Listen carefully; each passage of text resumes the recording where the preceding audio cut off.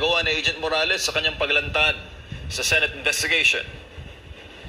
Wala pong ganyang komunikasyon na nakakarating kay dating Pangulong Duterte. No? Bagamat hinahangaan po talaga natin si Morales, bagamat siya ay pilit na ginigisa ng mga senador na napatunayan nagkasala, nasa panunuhol, no? Talagang nanindigan siya sa kanyang mga impormasyon. No?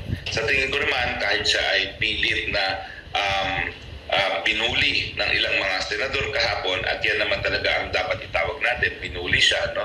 Yan po talaga abuso sa kapangyarihan, nanindigan siya sa katotohanan.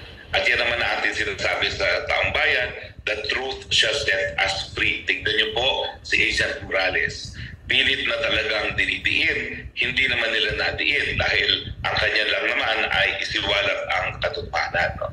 So maraming salamat po kay Agent Morales. At least ngayon, alam na rin natin ang tunay ng anyo ng ilang mga senador na ating hinalal sa Senado.